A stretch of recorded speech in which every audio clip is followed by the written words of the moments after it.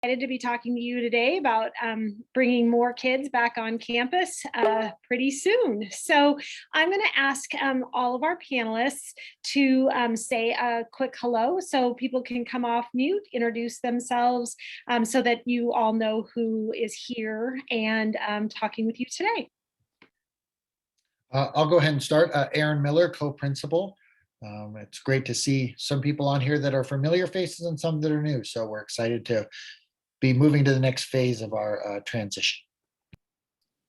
I'm Weston Lucas, the associate principal. I'm happy to be here today and grateful for everybody for attending.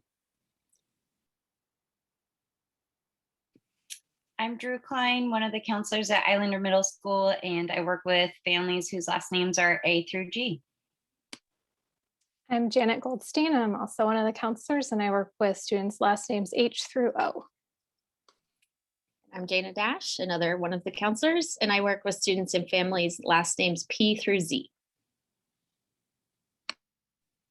Hi, I'm Carla Rimmer. I'm the school nurse, and I work with all students and families. Hi, I'm Allison Monin. I am me up here. I am the administrative assistant in the main office. I'm Christy Seekhouse, and I'm the IMS PTSA president.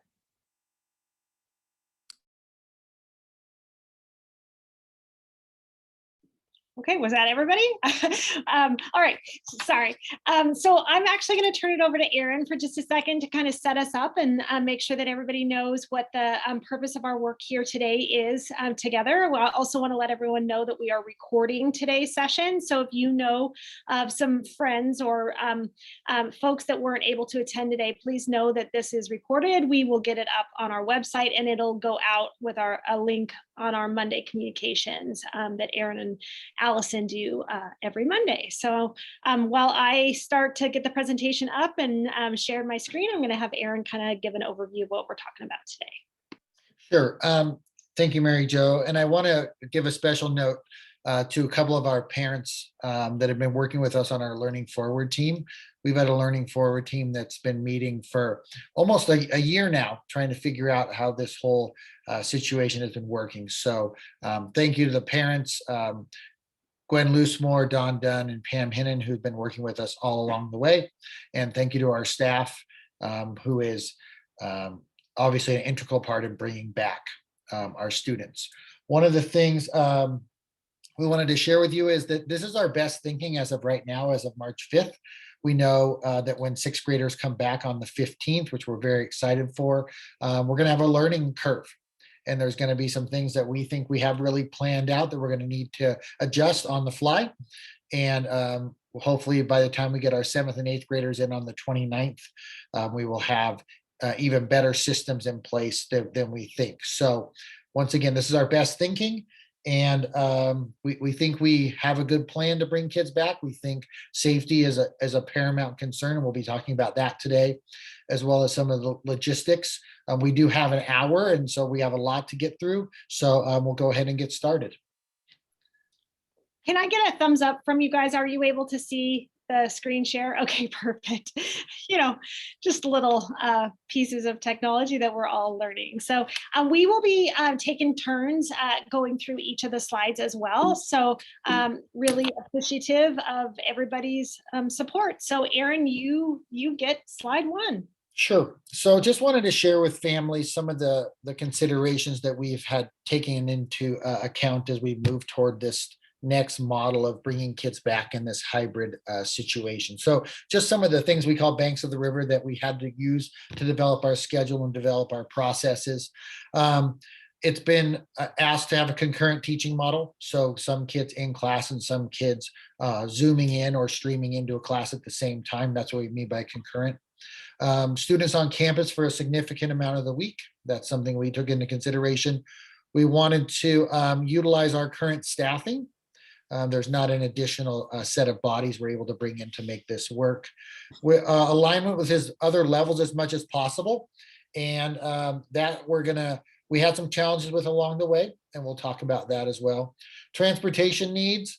I think transportation is obviously a challenge. We do have our elementary cohorts K through 5 all in. And so we had to adjust our transportation needs around what works for them. We also have our high school cohort starting right after us. And so we needed to make sure the transportation department was able to facilitate transportation for all levels. We were asked to have a fully remote option. We understand there's about, I believe the last number was about 16% of our families have decided that the full remote option is what's best for them and their families, which we totally support, but we needed to have an option for them to continue their education, obviously. Equitable learning environment for all students. We realized that equity means that some kids might need different.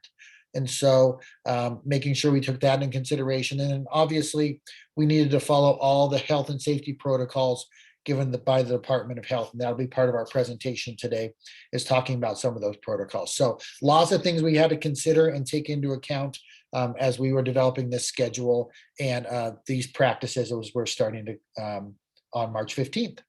A couple of things just before I jump to the next slide. The next slide is Carla, but I wanted to say that we received about 100 questions from our community in preparation for this presentation. And so we have built the presentation as a means to address those 100 questions. But if, as we are going through, if you have a question that you're not seeing an answer to, you are welcome to put it in the chat.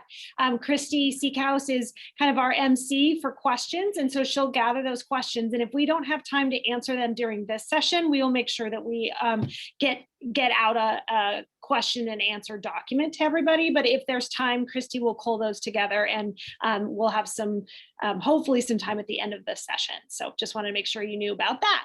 All right, on to the next.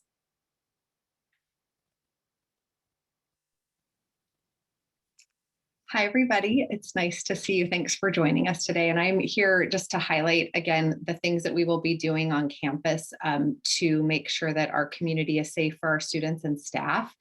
And so I just want to take this opportunity to remind everyone that as you get your kids up in the morning or they're getting themselves up, we want everybody that's coming to campus, staff and students, making sure that they feel well enough to be here. And so if for some reason your student wakes up that morning and they say, I'm not feeling great, what we don't want to happen is that you just say, go ahead and push through, you'll be fine, you'll feel better by second period, and send your potentially ill student to school.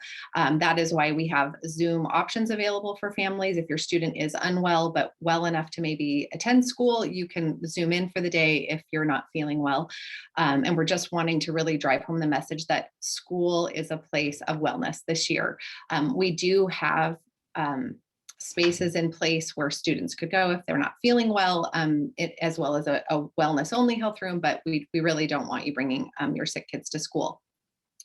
The next layer of mitigation is proper mask usage and wearing. And so there's been a lot of push recently from the public health, not only about the importance of wearing masks, but to make sure that you're wearing them properly. And so we want to make sure that you have a 3-layer cloth mask on your student. You're welcome to send them in a disposable mask as well, but that it is properly fit over their nose and chin. So you have it sealed completely all the way around.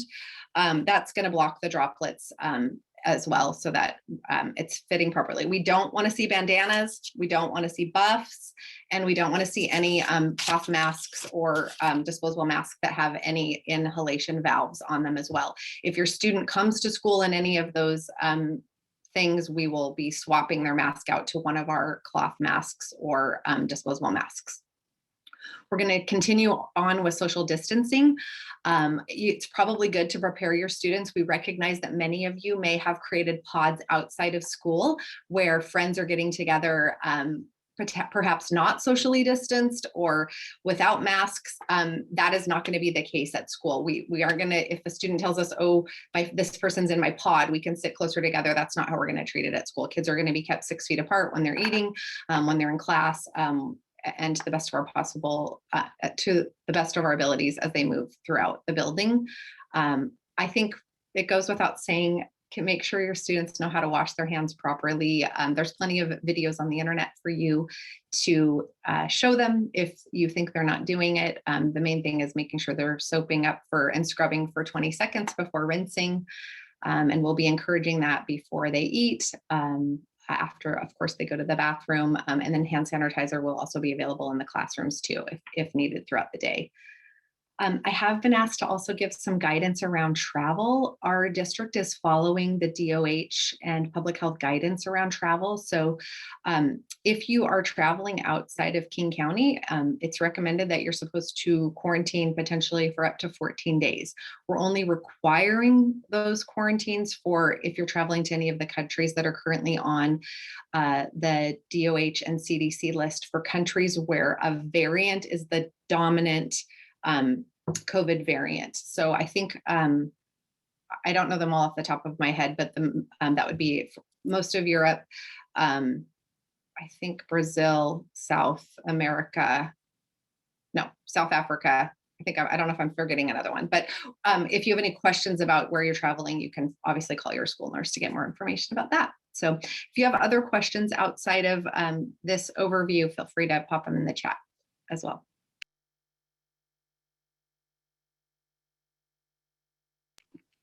Sorry, learning how to extend my screen so I lose my cursor every once in a while. All right, this next slide, we really are looking for partnership and support from our families in everything that we're doing. We are so excited to have kids back on campus, but we really need our families to build a morning routine and maybe even an evening routine that preps the morning routine so that when kids are leaving their house, they are leaving with everything that they need. So we're going to talk more about this, but your student will need a completed health attestation on Skyward. That is essential. Every day you've got to build that in for a routine for your family is when are we doing the health attestation? And even more than that, your child is going to need to demonstrate proof of that health attestation. So there's a picture there on the screen of my health attestation from Monday, and it demonstrates that green check. So your children will need to be able to show us their green check in multiple ways as they're coming to school, potentially on the bus before they enter our school building. If for some reason they get by and we didn't check them, then in a classroom. So it might be a good practice to get in to have your child take a screenshot of their wellness check so that that's really easy to grab and show, and they don't have to get back into Skyward when they are on the bus or at school. So that's one of our suggestions. Additionally, so I already addressed number 3, but they'll have to show that green check multiple times. So making sure the iPad is fully charged, so that they can show the picture of their Skyward, but also it's crucial that our kids are going to be utilizing their iPads all the time for QR codes at lunch, for QR codes in the classroom, for work in the classroom. So they really have to come with a fully charged iPad. And it is a challenge. We have kids at school now, and it is very hit or miss how often they are charged. We had 12 people charging iPads today alone. So you can imagine as we multiply numbers that's going to be a challenge. So please make a healthy habit for your family and making sure that iPad is challenged or charged. Carla already spoke to this idea of multiple masks. So it depends on the amount of talking that your child does, or the amount of activity that happens throughout the day. They may want to wear more than one mask throughout the day. So sending multiple masks ready is something that we're suggesting. And then just getting in the habit, because we're going to ask kids to wash their hands a lot or utilize hand sanitizer. So if that could be part of the morning habit before they leave the house, that the last thing they do is wash their hands thoroughly for 20 seconds and then heading off to school, we will be very excited to accept them in that way.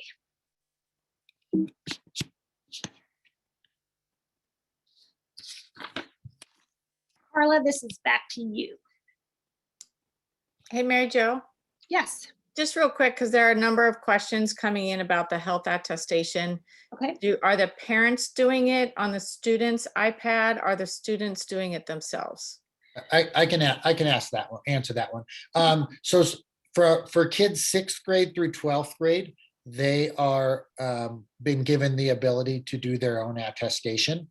That does not work for K-5, but for 6-12 students can go on to their Skyward account and complete the attestation for themselves. So if for some reason it is forgotten, I think Mary Jo's, your point's great, that developing that routine before a kid leaves the house, getting that attestation done, but there are ways that kids can complete it on their way to school if they haven't done it. But to be clear, and this will come up in a slide in a minute, a student will not be allowed on campus without verification of an attestation. So I think the elementaries are able to meet kids at the bus and check. We won't be able to do that because we have so many kids, but there will be door monitors. And this actually, we'll talk about this in 2 slides from now. There will be monitors at each door checking attestation before kids come in. So it's important that they do that. And that attestation can be done on a cell phone, or it can be done on the iPad. And Aaron, are they done even if students are remote? Yeah, it should be done every day, not only for habit, but for contact tracing. I guess the fully remote students, the ones that will never come to campus, it's a little bit less of a need, but definitely the ones that are coming onto campus at certain times, not only for routine, but also for contact tracing if we need to do that. Another question I see is how do you find how to do the attestation? The district will be sending something out next week to all families, giving specifics about how to do it in Skyward. It's fairly simple, but some documentation will be coming out about that. So don't stress about that quite yet. I also see a question about taking a picture. What I'm suggesting is like a screenshot. Kids do not need a cell phone. They can use their iPad. We highly suggest they use their iPad, but just as an idea of a way so that kids aren't having to have Skyward open at the door at school is an idea to take a screenshot. So we'll come back to more questions if there's time at the end, and we'll keep moving forward. So Carla, we'll head it back to you. We've had a lot of questions about what happens if my student fails the attestation. How do I know when or if they can return to school? So any student that is failing an attestation, meaning they have symptoms of COVID, they've been exposed to COVID, they're awaiting a test for COVID screening, they're isolating because of you have COVID in your family, the nurse gets an automatic email on that. And so we are notified by families and staff that fail. We reach out by telephone to talk more about what's going on with the symptoms of your family. And then we use King County guidance to determine what your return to school looks like. There is a flow chart we use. It's pretty confusing for most families to look at. So it's available in our COVID response plan, but the nurse will be advising as to, I guess I will be advising you, but for those of you that have high schoolers as well that haven't gone back, Shelley will be advising you on when and how your student can return to school. Was I going to tell you anything else about that? What I am seeing a lot, and I know that as a community and as just sort of the world, many people are starting to get COVID fatigue. And what I'm always surprised by when people have symptoms, especially if they've been lingering for a couple of days, is that people are trying to sometimes talk themselves out of the fact that they may have a COVID symptom that should be tested for.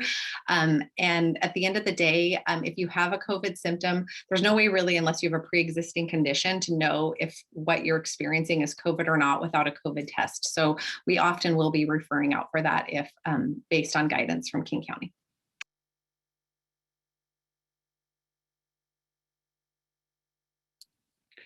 Okay, well, thank you for that information on the health attestation. And as Aaron was saying, that relates directly to once a student arrives to school. So as we're going through their day, they've woken up, they have the routine of completing their health attestation. When they arrive, each student is going to have an assigned doorway that they will enter through so that we can facilitate the checking of that health attestation. A big piece of this that you'll see here in big letters across the top is that entry to campus starts at 8:20 a.m. And this is a big change. And so we are asking that our families be aware and mindful that we're not opening the doors to students until 8:20. We've been told by transportation that's approximately when buses will start to arrive at school. So that's the time that kids will be getting there. So for walkers and those whose families are dropping off, please keep that in mind as well. The building won't open until 8:20. Once a student arrives, they'll be asked to line up with 6-foot distancing at the door that's assigned to them. If your student's first class of the day is in the 100 hallway, we have assigned a specific door, the southwest door, and we're going to have more information for kids before they arrive, so they'll know which door. I know I wouldn't know southwest if you told me southwest, so we'll make sure that that's clear for kids, that will be the door that they enter. They'll line up along the wall prior so that they're covered in case of weather. And then once 8:20 comes around, we'll have 2 staff members who will be admitting kids based on showing that health attestation. So as they walk by, they'll show their device with their green check mark. And I will say that those manning the doors will be looking for not only the check mark, but also the date. So we're going to ask our students to do us a favor and zoom in if they can. It's pretty small on a cell phone if that's what they're using, but they'll look for that green check and the date. And once they go through the door, they can head to their classroom. And that's where we expect them to go right away to their first period class. If they have not completed their attestation, they won't be able to come in the door, but they can stand up against the wall in that line, again, using that 6-foot distance to take that time to complete the attestation.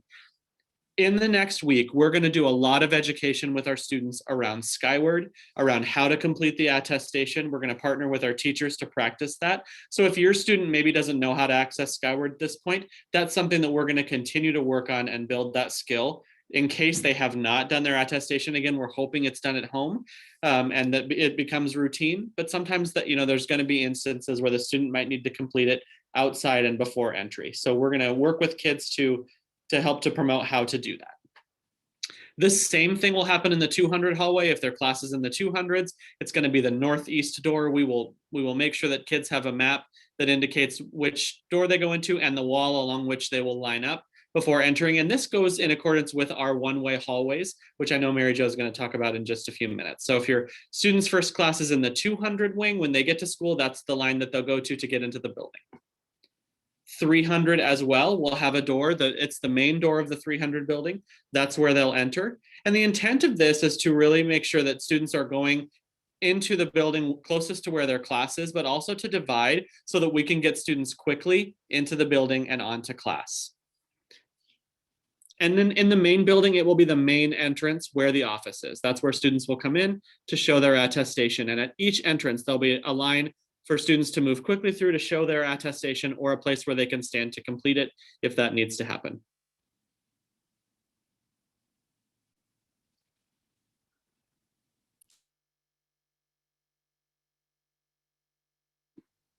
I'll get this, I promised. Okay, so the one-way hallways that Weston was just talking about is going to be another significant change for our 7th and 8th graders. For our 6th graders who are going to start with us in a week, it's going to be new to them, but it won't be significant change because they don't know anything different. So what we are excited about is the opportunity to practice with our 6th grade students how the one-way halls work, so that as our 7th and 8th graders join us on the 29th, we will have the system working really well. So we have some amazing people who have been creating signage. So there will be signage, very clear signage at each door that indicates whether it's an entry or an exit. And you can see a picture there of how it's going to say enter one way or exit one way.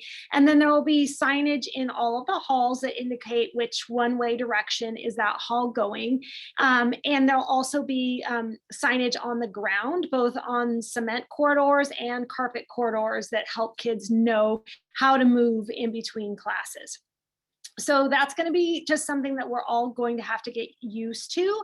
The transitions between classrooms will potentially take a little longer. We've actually added an additional minute to our passing time to deal with the fact that kids are going to have to walk around potentially a circle in order to get to a classroom that might even be the next classroom over. So we just truly appreciate the patience of our students and families, and know that it will take us a little while as we kind of get our bearings and figure out how this is going to work. This is just a picture of the classic building, so you can get a sense of how the arrows are going to be going and how the one one-way halls. So it shows you the entry points at the 100, 200 building, the entry point at the, or the 100 and the 200 building, and then how it will flow throughout. There is going to be one hall, our main hallway down the classic building, that will go both ways in order to ease some congestion and shorten some routes. But you'll notice that there are one-way entries and one-way exits. You can see that in the 300 building as well. That's where kids will enter as the star, and you can see how they'll move through.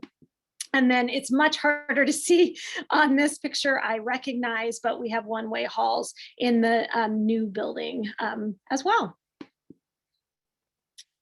Aaron, I'm going to let you start on this. Sure. And just to add a couple things about that, we will make sure there are plenty of signage, plenty of adults about the door entry points, the hallway rotations. So it's not going to be blind on that. We also would encourage you, especially with sixth graders, to be utilizing those dates on March 8th, 9th, and 10th to come to the building, and kids can check out their classrooms. We will have maps available. We'll have maps available the first day as well. We can't post maps online, but we will get that out as much as we can to families to try to prepare kids for day one whenever they come in, either March 15th or March 29th. There are lots of questions about what the classroom is going to look like, what teaching and learning is going to look like. Hopefully you saw on our last release of our communications document that we send every Monday, there was a pretty full section on what teaching and learning is going to look like. So really what we are thinking is that, classes are going to look different depending on the content, depending on the grade level. We don't imagine there are going to be lots of classes that are fully Zoom a full period if your kid's at home. We understand that's a long day for a kid to be on Zoom. So we're really challenging our teachers to break up a classroom lesson with asynchronous time and synchronous time. So an example might be that kids might start class all together, the kids in person and the kids online, and do a task together. And then the kids off campus might be sent off to do a task, and the kids that are on campus might do a task with the teacher. And then they might flip-flop that, or they might the following day. So that's called the flip-flop model. There's lots of other things, but we are very conscious of the fact that kids at home during their home days, we do not want them to be on Zoom for the full day. So we're really working hard with our teachers on making arrangements on that. The schedule that we have up can be confusing. I understand there's lots of things there, but just a couple of features that we've added based on COVID is we've added a 5-minute homeroom in our first period class, just to lengthen that a little bit, to make sure we clear up any attestations that snuck through and we weren't able to get, and just to get the day started. We've also, typically at IMS, we have 2 lunches. This year we've added 3 lunches in order to keep the size of the lunchroom, the numbers of kids in the lunchroom down. We also have win time at the end of the day. We'll talk about that on a separate slide, but we will have a traditional 6-period day. This schedule is for Monday, Tuesday, Thursday, and Friday. Wednesday we'll talk about is a little bit different day, a little bit different schedule. Mary Jo, anything you want to add on that? No, there's a couple of questions in the chat, especially about the one-way halls. Will teachers be understanding about kids being late?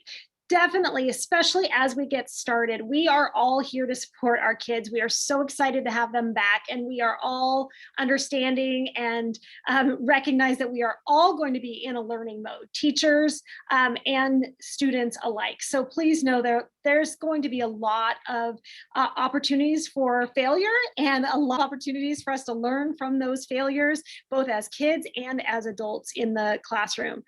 So know that there's going to be lots coming up. There are tons of questions that are filling the chat, but we're going to go ahead and keep moving since we're. And Mary Jo, maybe I'll give like a 15-second explanation about the period 4.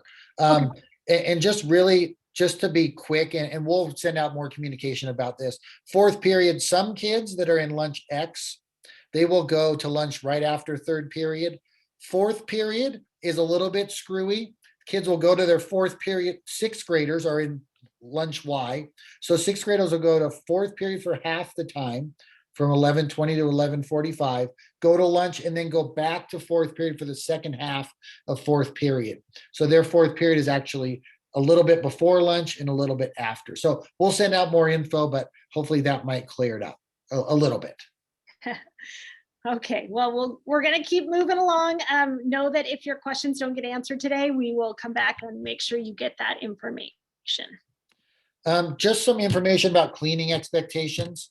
These are sort of 5 high-level things we wanted you to be aware of, that bathrooms and high-touch surfaces will be cleaned multiple times daily. Our custodial staff does an incredible job of deep cleaning every night. We also will have that Wednesday day where kids aren't on campus, where there's an opportunity to get some extra cleaning in midweek.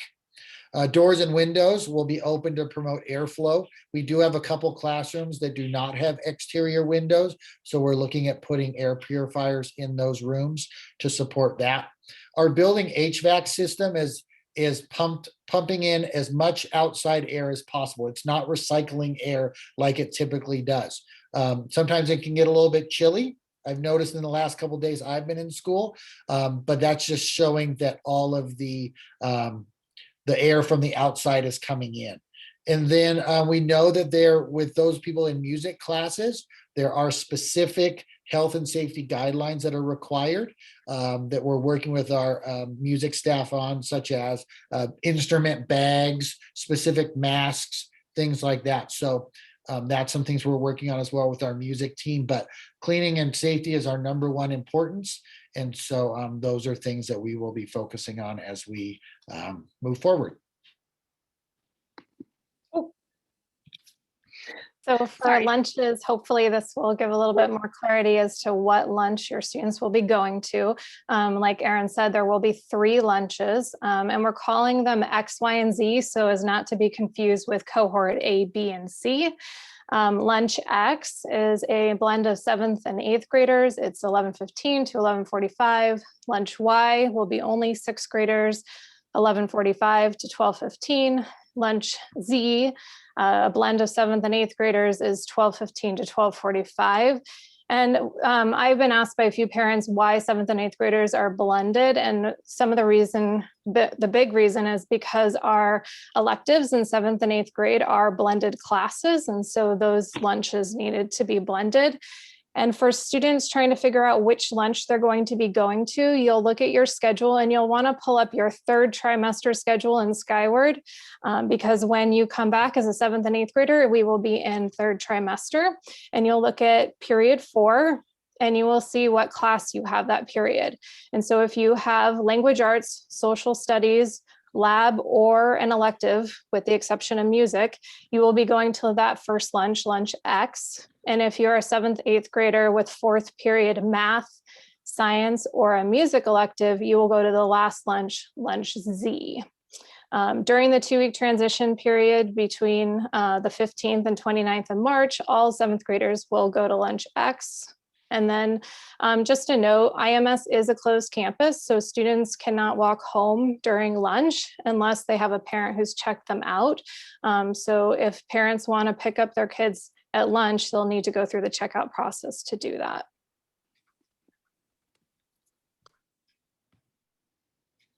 So any of us, Erin, Weston, or I can jump in on this, but again, you're going to see the safety expectations are #1 thing. So there are hand sanitizer stations outside the lunchroom, inside the lunchroom. There are bathrooms where kids can access to wash their hands, and we would encourage and expect that they are doing so on the regular.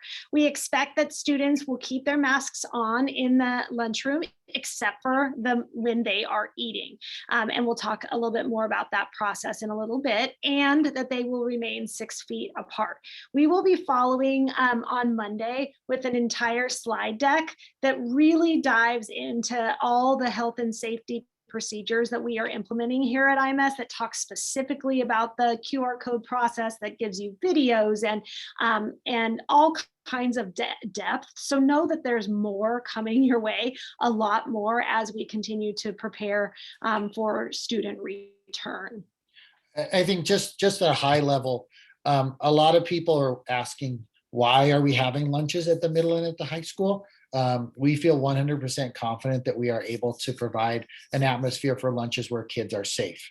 We've been doing lots of research from other places around the state that have done lunches, and we feel confident that it can happen. Typically, our lunchroom holds about 550 students at a time.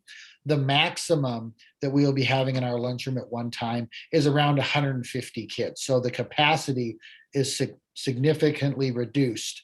So we will make sure we get more information out about lunches, as Mary Jo said. In addition, we'll resend to students what lunch they have, all that stuff next week. We do have some time with 7th and 8th graders. All 6th graders have the same lunch Y, and they're coming back first. So that should be fairly clear, but we'll make sure that information keeps getting out to kids. We understand the need to communicate is very important. We are trying not to over communicate, but we'll make sure we get that info out there. So the food options, as have been happening all along this year, are going to continue to be a grab and go lunch style. So kids can pick up a sack lunch of some sort with very limited options.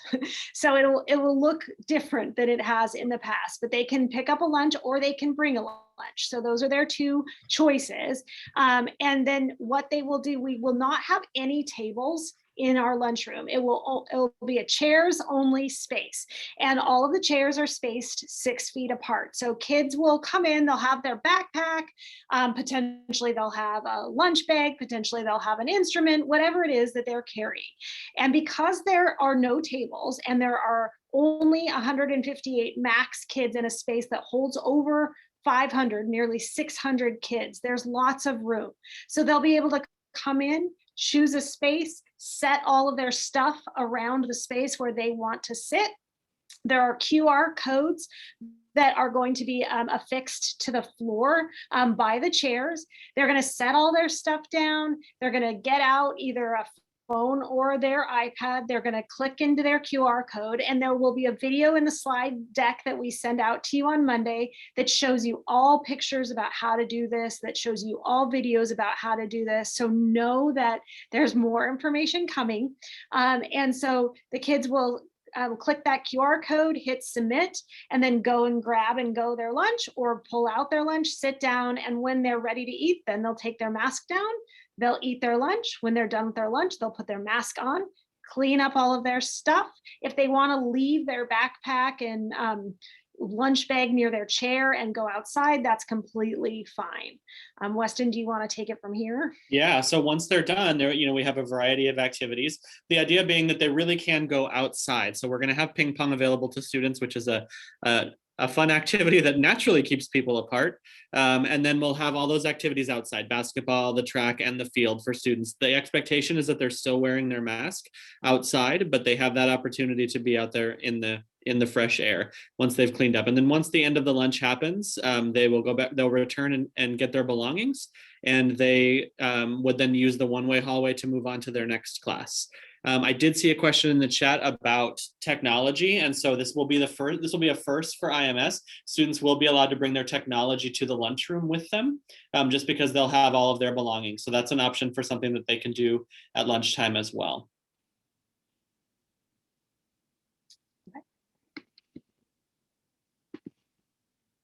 Okay, moving on. So when it comes to the new schedule, there is a period at the end of the day from 2:35 to 3 that was really designed because we've heard so many positives about the concept of office hours. It's useful for teachers to connect with students and have that time to answer questions, and for students to pop in and ask those questions. So the students who are on campus will finish their 6-period class and stay in that classroom for win time. And they can, the options are listed on the slide, but they can start their homework, or they can Zoom in and connect to any of their teachers. So it's a really good opportunity for them to get started on their homework and to get any questions answered before they head home for the day. And if they are at home, if they're doing remote learning, they can also use that time very much like office hours to check in with teachers, connect, and make sure they have what they need moving forward with the day. Most kids will stay in their 6-period class. Like I said, there will be some occasions where students move to a different classroom, but we're going to try to keep that very minimal. I was just going to add to that for a second, Jana, that it truly is a whatever I need. WIN is an acronym for whatever I need. It truly is a whatever I need time. So if a student at the end of the day is remote and at home and they need to get off of Zoom and they need to just detach and go get a snack and take a break, that's totally fine. If a kid needs to email a teacher or send a Schoology post, that's fine. It really, kids on campus, getting that homework started, figuring out their plan for the day, whatever that may work. But remember, it's after 6th period. So they'll still have their 6th period and then they'll stay in that class. But it truly is a whatever I need time for kids. And we'll keep communicating that. There will be some opportunities, as Jana said, for kids to Zoom with teachers. There might be Schoology posts. It's really going to be flexible based on the teacher need and the kid needs. So we'll continue to finesse that a little bit and be clear on practices.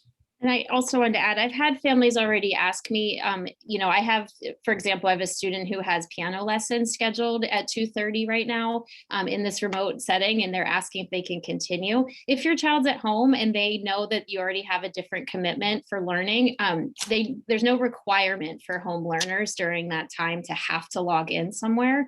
It's really, like Erin said, it's whatever I need. So it's just making use of that time and having it available if questions arise. Or I need to. Well, and I want to be really clear too. We said in that earlier slide, IMS is a closed campus. So our students, when they come to campus, we are expecting that they are with us from 8:30 to 3. They may not leave campus because they are not interested in participating in WIN time. Now, if a family member wants to come and check a student out, that is completely appropriate for them to do, and families will make that decision all over the place. But kids may not leave campus after 6th period to walk home. They need to stay on campus until the end of the day, which encompasses WIN time. So for Wednesdays, you can kind of see the schedule here. Right now, we've been running Friday seminars, and those are going to move to Wednesday mornings from 8:30 to 9:30. And it will be similar to what it is now, a variety of experiences for students.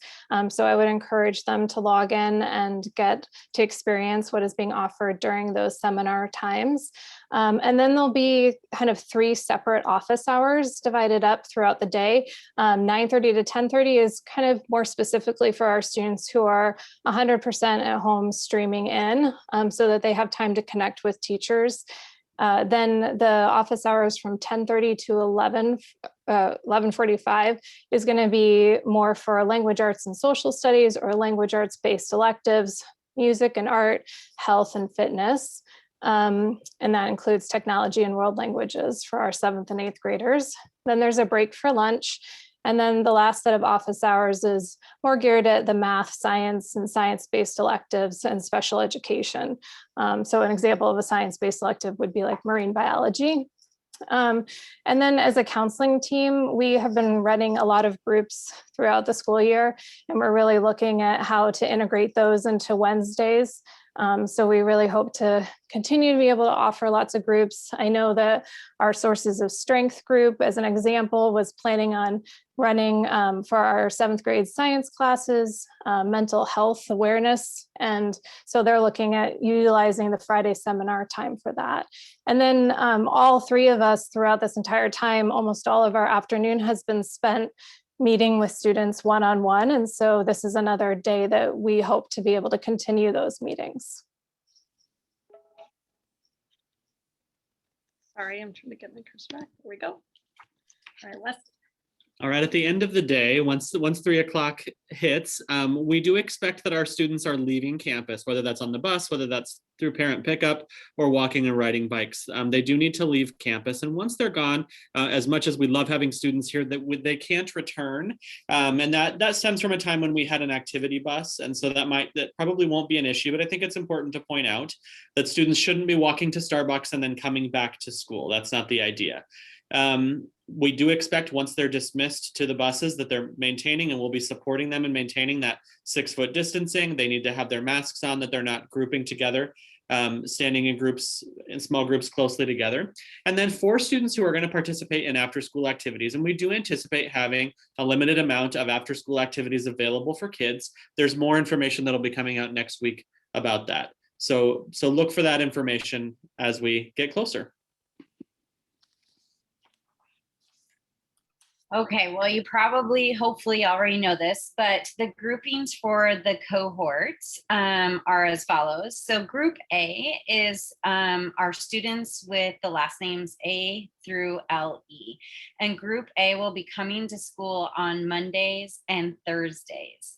Because if you remember, Janet just covered that Wednesdays are an asynchronous day. So then Cohort B or Group B are students with the last names LI through Z. So they'll be coming to school on Tuesdays and Fridays.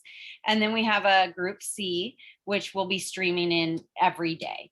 If you have any questions about these cohorts or these groups, you can reach out to your counselor. As a reminder, I work with students' last names A through G. Janet Goldstein is H through O, and Jana Dash is P through Z. So feel free to reach out to us with any questions. And I think it's kind of as simple as that, hopefully. Thanks so much, Drew. You're awesome. So these are important dates to remember. These are dates that have been, are coming quickly. So the 8th, the 9th, and the 10th are an opportunity for 6th graders and students who are new to our school to do some self-guided tours. It's really important that you recognize that for these self-guided tours, they are students only. We have some agreements to limit the number of adults that come onto our campus. And so the tours are open from noon to 4, but it is for kids only. So parents, please, you need to stay in the car or your child needs to walk to school for the tour. We also don't want you to feel stressed about this. If this is something that is taxing or is hard for your family to access the tour on the 8th, and the 8th, the 9th, or the 10th, know that we are going to be doing guided tours the first 2 days back.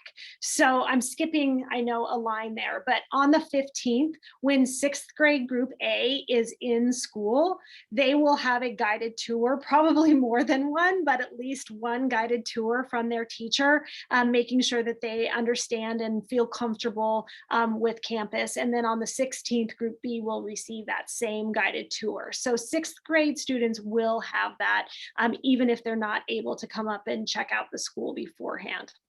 We do want to make sure to note that on the 11th and 12th, all students, 6th, 7th, and 8th graders will be doing asynchronous work on those 2 days because those are both training days for our entire staff. So the 11th, our whole staff will be going through a huge health and safety training, one of many that they've experienced. And then they will be having time to prepare for this massive shift that we are starting on the 15th when we go to concurrent teaching, where we are asking our students and our staff to manage both online and remote at the same time. So know that the 11th and 12th will be asynchronous. There are some special, that first week, 6th graders are back. There are some really special circumstances happening because this is the very first time our 6th graders have been at IMS. So because of that, we are doing a slow rollout. On Monday, Group A will be on campus and Group B and C will be asynchronous. And the importance of them being asynchronous is so that the teacher and the students in Group A have time to set those classroom norms. Think about the in-class procedures, really start to build that understanding of what it is to be in the classroom. And then on the 16th, the same will happen for Group B. And then on the 17th, the same thing will happen for our all remote learners. They will have a special time with their 6th grade teacher where they are talking about what is it going to be like to be the all remote and what are the special circumstances involved there. And then the 17th will be all remote. So everybody's back in remote on the 17th. The 18th is no school, and I know this is a lot. The 18th is no school, and then we start fully hybrid on March 22nd for 6th graders, and then fully remote for 6th, 7th, and 8th graders on March 29th. Aaron or Weston, or Fred, anything you want to add? I don't think so. I would say that that we've been sending out information about the schedule. We've been kind of releasing keeping people a little ahead of the game by about 2 weeks. One of the things about this timeline is it kind of follows the elementary timeline of kids back every 2 weeks. So, we have the second and third graders were back for 2 weeks, and then the fourth and fifth graders came back. Then our sixth graders will come back. We want to make sure that we're able to have our systems and procedures in place. And then, there's not a spread at school. And then we'll feel comfortable bringing the seventh and eighth graders back at that 2 week interval. So that's why it's spread out a little bit. That might answer any questions about why are all the kids not coming back at the same time. It's to make sure we're doing it well, and we're doing it slowly enough. So. Yeah. And so you guys, I made a mistake. I'm sorry. I said the 18th was a no school day. It's Friday the 19th is the day that is a no school day. So I'm sorry. I want to clarify that. And then I also want to come back to the 15th. So on the 15th, all 6th, 7th, and 8th graders switch to our new schedule. So all 6th, 7th, and 8th graders will move to a 6-period day in their schedule. But only 6th graders will begin the hybrid piece of that. So 7th and 8th graders will be all remote for the week of the 15th and all remote for the week of the 22nd, and will begin their hybrid portion of the experience on the 29th. So that is a little bit confusing, but because we have teachers that teach 6th, 7th, and 8th grade, we had to do a full scale switch to the new schedule at the same time, even though our 7th and 8th graders will be all remote. We'll make sure we continue to communicate those things. Okay, so attendance procedures. So all absences need to be reported to our attendance secretary, who is Kay Johnson. And you can see at the top of this slide, her phone number and email are listed. You can find it on the website. So if you are a parent of a 7th and 8th grader, it's similar to when we were, pre-pandemic, when we were in school, not hybrid, you needed to report your absences or write a note to excuse your student. So the same procedures need to apply whether your student is remote the day that they'll be absent or coming into school on their in-person learning day. And students need to complete the health attestation every single day, even if they're not going to be at school or attending class on that day. So it's just an important piece to returning to school in the hybrid model. And then students returning late to school need to check into the main office and show their health attestation is complete, and then get a note from Kay Johnson to be able to enter into whatever class they'll be entering into, depending on how late they are to school. So again, any student that's late to school needs to check into the main office and bring a note why you're late and a completed health attestation to then be able to bring a note into class to enter into whatever class they'll be coming into.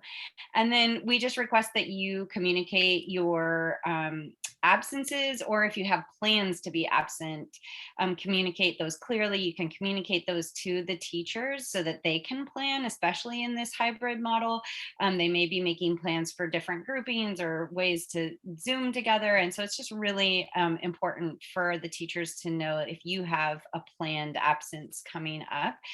But again, it's always really important to contact Kay Johnson and report your absences. Sometimes families that are new to IMS get confused and sometimes I get contacted, or our teachers, which is great. I do love to have all the information about your student.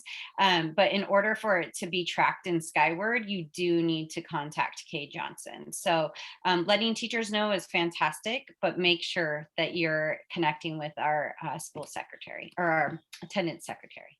And can I add, thank you, Drew. As you're calling to check in with the attendance office, it's going to be really helpful if you're able to, if you're leaving a voicemail for Kay or sending an email, that you're giving a reason why the absence. Because if your student is not feeling well enough to come to school that day, that's going to be a follow-up from the nurse's office. And so if you can tell us ahead of time, we're not going to be in school today because we have an appointment. It's not necessarily related to illness. That will save us needing to call from the nurse's office and follow up. So please just be specific in the reason for the absence. And I want to add a point to this, and it's going to be a change, but I think it's what we all want. In order to keep students safe, we're trying to have as few non-students and staff on campus as possible.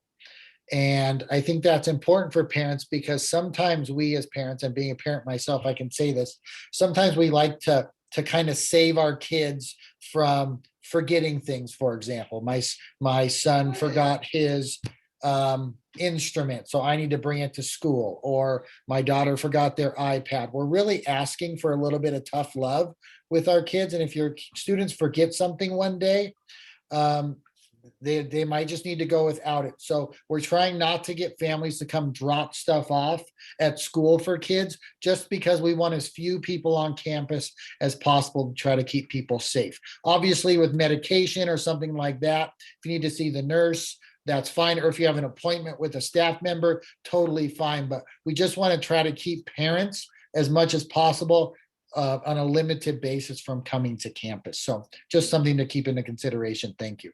Well, and I did see a question about, can I communicate ahead of time if I'm coming to pick up my child? 100%. We would so appreciate that. And emails to Kay would be the best, because then they're already in writing, and that's super easy for her to manage. So please communicate often and in a timely way. We really appreciate that. Okay, so at this point, hopefully it's very clear to you how the cohorts have been arranged. And there was a survey a good while ago that gave you the choice to decide what is best for your family. We just want to really highlight that changing from hybrid to remote is much easier for us to manage than the opposite. And that is because if we know a student is coming into school, we can be very clear on the organization of the classroom, and we've done our due diligence to make sure we're not overloading any of the sections. And so we'd love to reserve a spot for your child if you think that hybrid is the choice that you're going to be making. By all means, if you have any questions about what cohort you've been assigned to, or if you have questions about potentially asking if a change is possible, just reach out to the counselor that is assigned to your last name. We'll do what we can to accommodate, but do keep in mind that the hybrid designation is a lot easier for us to start with than the opposite.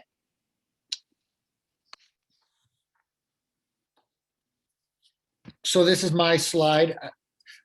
When we started in this journey to figure out what hybrid schedules was going to look like, we really sought to try to have alignment between K-12 as much as possible. So kids in a certain family would be going on certain days, and to try to have some alignment. As we figured and went down the road, that just wasn't going to be able to happen. Elementary, it sounds like, are pretty much broken down by classrooms. And middle school and high school, then we said, can we try to align there? The high school went in one direction with an AABB schedule based on their block scheduling needs. And our Learning Forward team decided that the AB schedule was way better for our kids. And so we kind of sacrificed the alignment with the high school in order to have the best model that we thought was for our kids. So we're sorry about that, but it's just something where we wanted the best model for our kids, and that's why we just decided to go AB. So there is a difference on Tuesdays and Tuesdays and Thursdays, but we think we have the best model for families. So hopefully the families can make accommodations for that. Is this me also? Oh, it is me also. Great. So hopefully you've seen the Monday communications. We've been really trying since September to put everything that we know, so it's everything that you know on those communications. So we send it out every Monday. Like I said, hopefully you've been seeing those. We really started our return to school of handbook on February 22nd. We had a outlay of information about logistics. And then on March 1st, just on this last Monday, we gave you information about the instructional program. And on March 8th, we'll be sending out a pretty comprehensive slideshow via that document about health and safety protocols. So lots of the stuff we're talking about today, lots more details about water fountains, about bathroom, making sure kids are following procedures in the bathroom in terms of social distancing. So lots more information is going to come out. So hopefully that'll answer some questions about that you might have. I also, Fred, I don't know if you want to speak a little bit about the new hybrid ready for secondary on the district website. Sure, I can. We have a number of resources on our district website, and we constantly are updating these. A couple of things, we have both information regarding just health and safety, but also other information on transportation, how you can make sure that you're getting your attestations done, and how you can get text messaging set up. So every morning I receive, for instance, a text message, which helps me out. Carla Rimmer, who's on here now, has she and the nurses work every single week to update our data dashboard, which tracks all of our current COVID cases, as well as our contact tracing. You'll see on there metrics around, which schools might be experiencing what, if you're curious around that. To date, we don't have any confirmed cases of COVID-19 that have been traced back to any of our schools.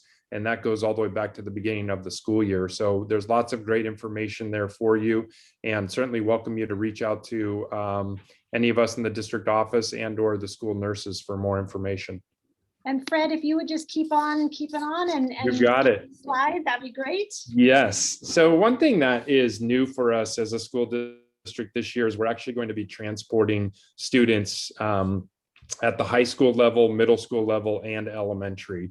Those of you who have high schoolers, you already know this, but those of you who don't, for many years, certainly as long as I've been into the district, and it's gone back before that, we've actually used Metro and the Metro bus as our main transportation for our high schoolers. That has been a great resource for us because our students have been able to access ORCA cards to use not just on Mercer Island, but also out in the community at large. And it's also allowed us to really focus on our middle school and our elementary students. Because of COVID-19 and not knowing when we were going to come back and thinking about costs, we did not develop a contract with Metro for the current school year. We're in the process of renegotiating and putting into a contract for next school year. But because we don't have one in place, that means our transportation department here in the Mercer Island School District will be running the high school routes first, then they'll do the middle school routes, and then the elementary. And then in the afternoon, they actually do the elementaries first because those students are released halfway through the day. And then they'll be running the high school route and then the middle school route. And so because of that, we're building and rebuilding routes. So bus stops that we may have offered before will be consolidating or moving to different places. And you'll be getting information on this coming up soon. So our transportation department will be making available all of the different bus routes as well as the bus stops for your children to be able to ride. The way we've been working it with our elementary students, and we'll continue with our middle and high school students, is the bus, when it arrives at a stop, we load the bus from the back to the front. So the students who are picked up first will actually load all the way to the back of the bus. We start off by loading against the windows coming forward. Then we load the bus to the seats nearest the aisle. And in the rare occasion, we'll add a third to a seat. We then also put down the bus windows for added ventilation. Students are all expected to wear a mask the entire time. and minimize obviously their touching of one another as we go through. The idea behind rerouting or building new routes is to try to have students on the bus as for as short of a period of time as possible. And so we're trying to build all of our routes so that they are as close to 15 minutes or so as possible. We'll have some that are longer. Again, we have some of those now, unfortunately, have not had any issues with contacts due to COVID-19 contacts because of buses. We encourage our students to bring hand sanitizer on due to actually National Transportation Safety Board regulations, much like the airport. Our buses can't carry large containers of hand sanitizer or whatnot because they're considered flammable. So if students have those small Purell bottles or whatnot and they want to use those, they certainly can as they get on or off of the school bus. Each morning when students are at their bus stops, our hope is that we are all working together, and if we have parents who are at those bus stops, I know it's not as prevalent as our elementaries, but if we do have adults helping to remind students to stay physically distanced even at the bus stops with their masks on. When they get on the bus in the morning, they'll need to show the driver their health attestation on their phone or their iPad with the green check, demonstrating that they've completed the attestation for the day. If they have not, they'll need to do that before they can ride the school bus to school, and we'll have more information for students on that as well. So our transportation fleet, then after they drop students off, they do a quick sanitization. They sanitize the seats with Oxiver, our spray that we're using throughout the school district that is safe for schools. So we do that in between routes. And then we pick up the next group of students. So lots of logistics that have gone into this, but it's all about keeping the driver safe, the students safe, and then making sure that as students come into the schools, that they're ready to go learning for the day and that they are healthy as well. Thank you so much, you guys. We are over time by 6 minutes, and I apologize for that. We really like to be on time. We want to say thank you to all of you for participating in this webinar today.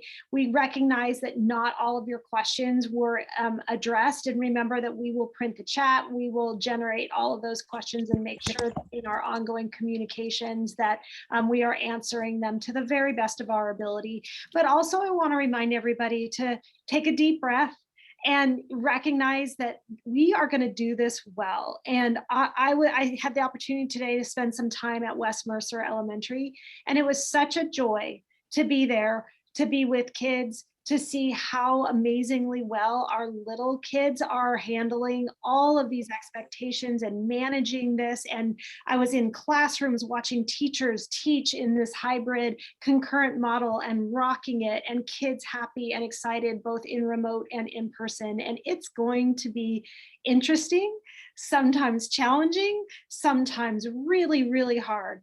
But we just appreciate the partnership, and we're excited to be moving forward together and back into a more typical maybe environment together. So thank you for your trust and your partnership, and we look forward to the next step. Yeah, and I would just say as my last comment would be, we will make sure that I agree with everything that Mary Jo said. We will do our best that we can, and we'll make adjustments along the way to meet the needs of students and staff. We will be putting this recording up on our Monday communication. So hopefully all families can see it, or if you want to watch it again or a certain part again, feel free to do that, but that'll come out on Monday. Fred, I think you were going to have a comment.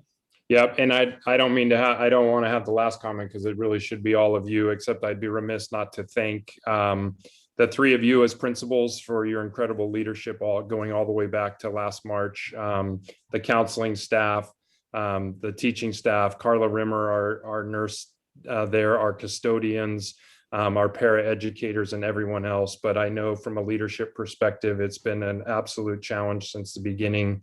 And there's been a lot of long and difficult days, but to think that we're on the cusp of our sixth graders coming back, and then 7th and 8th graders, our high schoolers. You know, this is why we all got into education, was to work with students. And without the leadership of the folks on the call today and some others behind the scenes, it couldn't have happened. So thank you on behalf of the entire system. That's hard to follow. Okay, I think maybe we're done. It's just, yeah, I obviously appreciations all around, and thanks again for your time, and apologize for going over almost 10 minutes. Thanks for sticking with us, and we'll see you all soon. Bye, everybody. Thank you.